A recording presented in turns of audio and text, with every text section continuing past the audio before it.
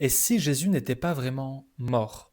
C'est une idée qui revient parfois. Il aurait survécu à la crucifixion, serait tombé dans un coma, puis se serait réveillé dans le tombeau. Ses disciples auraient alors cru à une résurrection.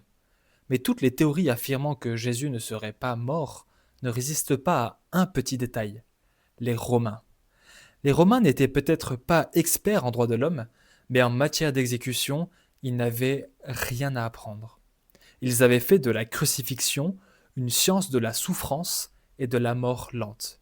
Et s'il y a bien une chose qu'ils ne rataient jamais, c'était bien la mort d'un condamné. Dans le cas de Jésus, selon Jean chapitre 19, on sait trois choses. La première, c'est que Jésus est mort en 6 heures. Alors oui, c'est rapide, mais c'est pas impossible. Ensuite, les soldats ont cassé les jambes des deux autres crucifiés, mais pas celles de Jésus, parce qu'ils ont constaté qu'il était déjà mort. Enfin, pour être sûr, ils lui ont planté une lance dans le côté et du sang est mêlé à de l'eau est sorti. C'est un signe clinique post-mortem bien connu. Et même si ces détails viennent des évangiles, l'arrière-plan romain est confirmé par d'autres sources historiques. Les Romains ne laissaient pas un crucifié s'échapper. Surtout pas un homme accusé d'agitation politique à Jérusalem en pleine période de tension. L'idée qu'ils aient bâclé cette exécution est franchement invraisemblable.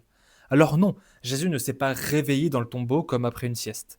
Les Romains ont bien fait leur travail. Et si Jésus est ensuite apparu vivant à ses disciples, il ne s'agissait pas d'un miraculé, mais bien d'un ressuscité. Et toi, penses-tu que Jésus soit vraiment ressuscité? Que ta réponse soit oui ou non? Parlons-en dans les commentaires.